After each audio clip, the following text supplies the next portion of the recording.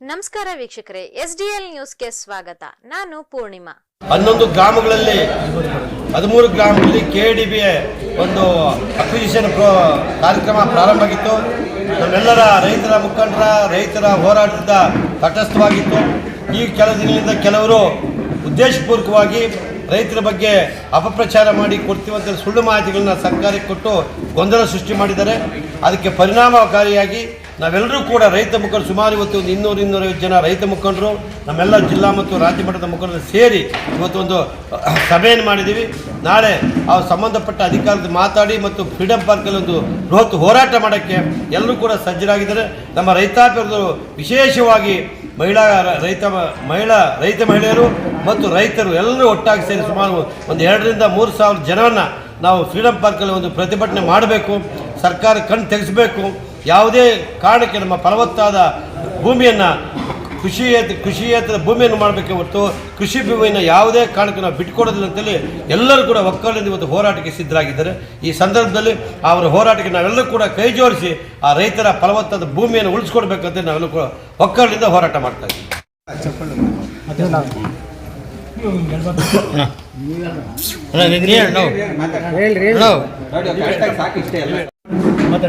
ಕೋಟೆ ಹೋಬಳಿಯ 13 ಹಳ್ಳಿಗಳ ಕೈಗಾರಿಕಾ ಪ್ರದೇಶಕ್ಕೆ ಏನು ಭೂಪ್ರದೇಶವನ್ನು ತಗೊಳ್ಳಲಿಕ್ಕೆ ಪ್ರಯತ್ನವನ್ನು ಮಾಡಿದರೋ ಆ ಪ್ರಯತ್ನದ ವಿರುದ್ಧವಾಗಿ ಭಾಗದ ಎಲ್ಲ ರೈತರು, ವಿಶೇಷವಾಗಿ 13 ಹಳ್ಳಿಯ ರೈತರು 100 ಜನ ಇವತ್ತೇನು ಸೇರಿ ನಾವು ಬರುವ ಬಜೆಟ್ನ ವಿಧಾನಸೌಧ ಮುತ್ತಿಗೆ ಹಾಕಬೇಕು ಅಂತೇಳಿ ತೀರ್ಮಾನವನ್ನು ಮಾಡಿದ್ವಿ.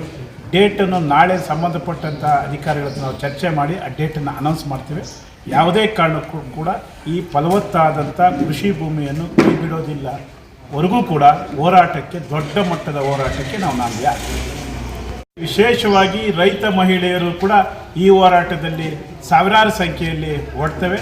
ವಿಶೇಷವಾಗಿ ಬರೀ ರೈತರು ಅಲ್ಲದೆ ರೈತ ಸುತ್ತಮುತ್ತಿರುವಂಥ ರೈತರನ್ನು ಒಗ್ಗೂಡಿಸಿ ಇಡೀ ರೈತ ಕುಲ ಉಳಿಬೇಕು, ಈ ಭಾಗದ ಜಮೀನು ಉಳಿಬೇಕು, ಫಲವತ್ತಾದಂಥ ಭೂಮಿ ಅಂತ ಒಂದು ಎಚ್ಚರಿಕೆಯನ್ನು ಸರ್ಕಾರಕ್ಕೆ ಕೊಡಲಿಕ್ಕೆ ನಾವು ಫ್ರೀಡಮ್ ಪಾರ್ಕಿಗೆ ಹೋಗ್ತೇವೆ.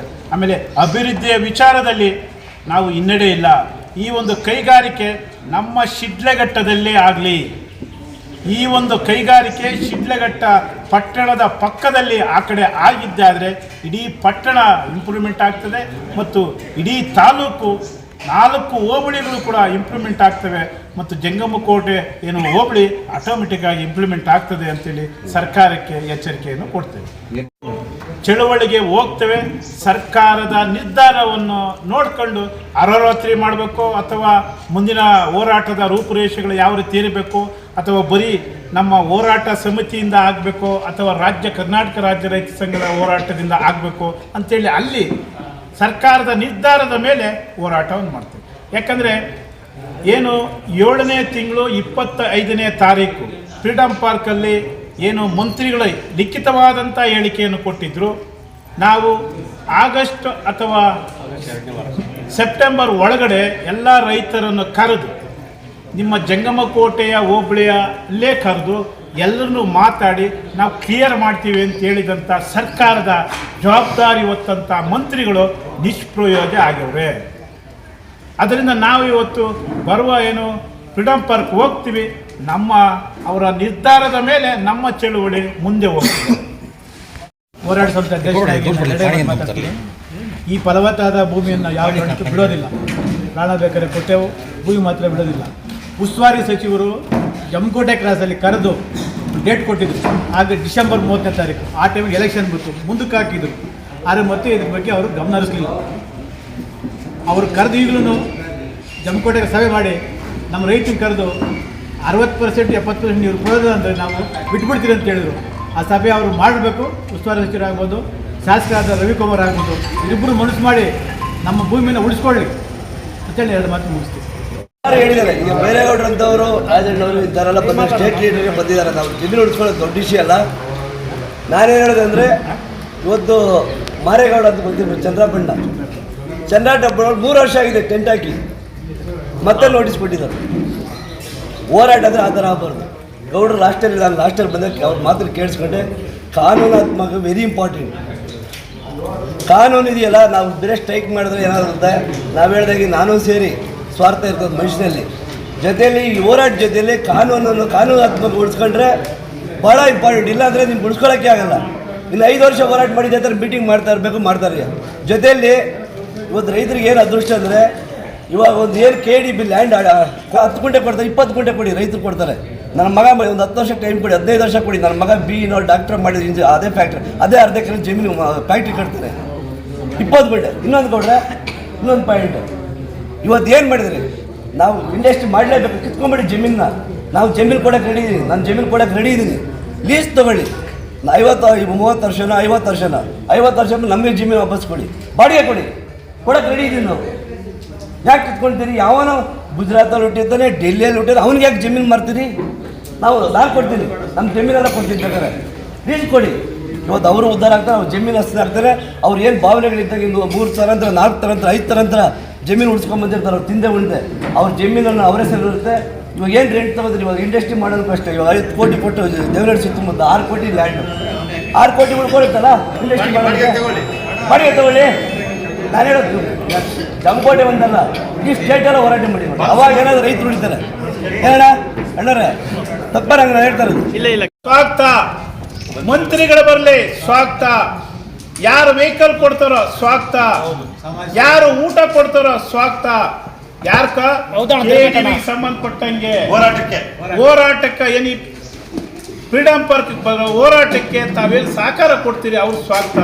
ಇದರಲ್ಲಿ ಯಾವುದೇ ಪಕ್ಷ ಇಲ್ಲ, ಯಾವುದೇ ಜಾತಿ ಇಲ್ಲ, ರೈತ ಒಂದೇ ಪದ ನೆನ್ಸೋದು. ಇಂದಿನೂ ಕೂಡ ಮುಕ್ತವಾಗಿ ಹೇಳ್ಬೇಕಾಗ ಅವತ್ತೇನು ಫ್ರೀಡಮ್ ಪಾರ್ಕ್ ಹೋಗ್ಬೇಕು ಅಂತೇಳಿ ತೀರ್ಮಾನ ಆದಾಗ ನಾವು ಏಕಾಏಕಿ ಏನಾದರೂ ಹೋಗಿದ್ದಿದ್ರೆ ನಾವು ಫೇಲ್ ಆಗ್ತಾ ಇದ್ವಿ. ಆವತ್ತು ನಮಗೆ ಸಹಕಾರವನ್ನು ಕೊಟ್ಟಂಥವರು ರಾಜೀವ್ ಗೌಡರು ಕೊಟ್ಟರು, ವೆಹಿಕಲ್ ಕೊಟ್ಟರು, ಆನಂದ್ ಗೌಡರು ವೆಹಿಕಲ್ ಕೊಟ್ಟರು, ಮತ್ತು JDS ಕೆಲವು ಮುಖಂಡರು ಕೂಡ ಸಹಕಾರವನ್ನು ಕೊಟ್ಟರು. 3 ಪಕ್ಷದವ್ರು ಸಹಕಾರ ಕೊಟ್ಟವರು. ಇದರಲ್ಲಿ ಯಾಕಂದ್ರೆ ಬಹಿರಂಗವಾಗಿ ಹೇಳಬೇಕು, ವೈಯಕ್ತಿಕ ನನಗೆ ಕೊಟ್ಟಿದ್ದಲ್ಲ, ಅವ್ರು ವೆಹಿಕಲ್ ಕಳಿಸ್ಕೊಟ್ಟಿರೋ ಅನ್ಸತ್ತು. ನಿಮ್ಮನ್ನು ಕಟ್ಟಿ ಹಾಕಿ ನಮ್ಮ ಬೆಲ್ಲದ ನೀರೆಟ್ಟಿ ರಾತ್ರಿ ಎಲ್ಲ ಕಾವಲಿರ್ತೀವಿ, ನಿಮ್ಮನ್ನು ಒಡೆಯಲ್ಲ, ನಾವೇನೋ ಮಾಡೋದು. ಇದೇ ಪೊಲೀಸ್ ಇಲಾಖೆಗೆ ಉನ್ನತ ಅಧಿಕಾರಿಗಳ ಗಮನಕ್ಕೂ ಕೂಡ ಕೊಟ್ಟಿದ್ವಿ.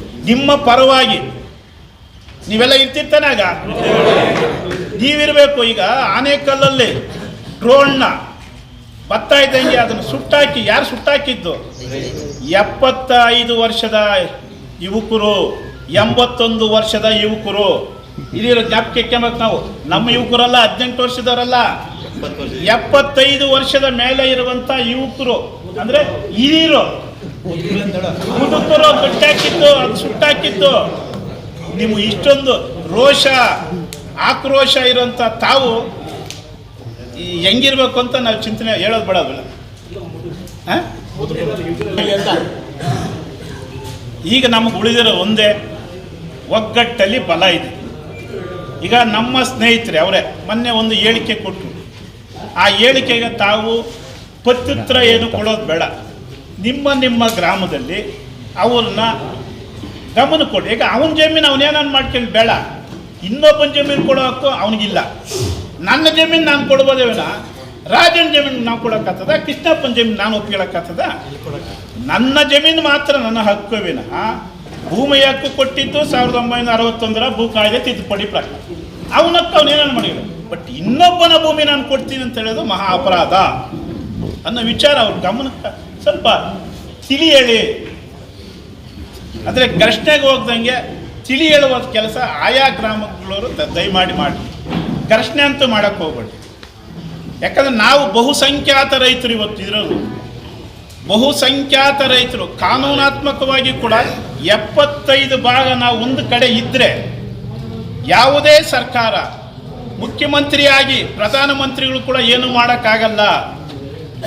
ಉದಾಹರಣೆಗಳು ಸಾಕಷ್ಟವೆ. ಏನು ವೆಸ್ಟ್ ಬೆಂಗಾಲದ ಈಗಿನ ಮುಖ್ಯಮಂತ್ರಿಗಳಂತ ಮಮತಾ ಬ್ಯಾನರ್ಜಿ ಅವರು 25 ವರ್ಷಗಳ ಹಿಂದೆನೆ ಹೋರಾಟಕ್ಕೆ ಬಂದು ಅಯ್ಯಮ್ಮ ಮುಖ್ಯಮಂತ್ರಿ ಆದಂಥ ಹೆಣ್ಣುಮಗಳು. ಅದು ಕಾನೂನಾತ್ಮಕ ಹೋರಾಟ ಮಾಡಿದ್ರು. ಇವತ್ತು ನೀವು 75 ಭಾಗ ಕರೆಕ್ಟಾಗಿದ್ದರೆ ಯಾರು ಏನು ಮಾಡೋಕ್ಕಾಗಲ್ಲ. ಏನಣ್ಣ ಇರ್ತೀರಲ್ಲಣ್ಣ? ಇದು ನಿಮ್ಮನ್ನೇ ಏನು ನಿಮ್ಮನ್ನು ಕರ್ಕೊಂಬಂದಿದ್ದು ಯಾರು ಉತ್ಪ್ರೇಕ್ಷೆಯಿಂದ ಕರ್ಕೊಂಬಂದವರಲ್ಲ ನೀವು, ಸ್ವಯಂ ಪ್ರೇರಿತರಾಗಿ. ಸ್ವಯಂ ಪ್ರೇರಿತವಾಗಿ ರೈತನ ಮಗ, ವಿಶೇಷವಾಗಿ ನಿಮ್ಮ ಜಿಲ್ಲೆಯವನು, ನಿಮ್ಮ ಹೋಬಳಿಯವನು ಇವತ್ತು ಭೂಮಿ ಏನಾದರೂ ತಾವು ಕಳ್ಕೊಂಡ್ರೆ ನೀವು ಯಾರೂ ಇರಲ್ಲ. ಆಮೇಲೆ ನಾನು ನೀನು ಹೆಂಗೆ ಮಾತಾಡೋದು, ಅದು ಒಂದೇ ಸೆಂಟಿಮೆಂಟಲ್ಲಿ ನಾನು ನಿಮ್ಮ ಜೊತೆ ಅದಕ್ಕೆ ಬೇರೆ ಬೇರೆ ಜನ ಬೇರೆ ಬೇರೆ ಅರ್ಥದಲ್ಲಿ ಹೇಳೋದು ಇದು ಮೂರ್ಖತನ. ಇದು ಭಾಳ ಬೇಸರ ಆಗ್ತದೆ ನನಗೆ. ಯಾಕಂದರೆ ನಾವಿರೋವರೆಗೂ ಕೂಡ ನಾವು ಪ್ರಾಮಾಣಿಕವಾಗಿ ರೈತರ ಜೊತೆಲಿ ಇರ್ತೀವಿ. ಯಾರ ಹತ್ರ ಕೂಡ ಇದುವರೆಗೂ ನಮ್ಮೆಲ್ಲ ಹಿರಿಯರು ಇಲ್ಲಿ ಅದು ಜವಾಬ್ದಾರಿ ಹೊತ್ತವ್ರು ಅವರೇ. ಏನಾದರೂ ನಮ್ಗೆ ಕೊಟ್ಟಿದ್ರೆ ಅವರೇ ಹೇಳ್ಬೋದು ಧೈರ್ಯವಾಗಿ, ಏನಣ್ಣ. ಯಾಕಂದರೆ ನಮಗೆ ಅಷ್ಟು ಬೇಸರ ಆಗ್ತದೆ. ಬೇರೆ ಜನ ಅನ್ಯ ರೀತಿಯಲ್ಲಿ ಮಾತಾಡಿ ಅವ್ರ ಅಭ್ಯಾಸ ಕುಂಬಳಕಾಯಿ ಕದ್ದವನ ಯಾರು ಯಾಕೆ ಮುಟ್ಕೊಳ್ಳ, ಯಾಕೆ ಅವನು ಗೊತ್ತಿರ್ತದ, ನಮಗೆ ಗೊತ್ತಿಲ್ಲಲ್ಲ.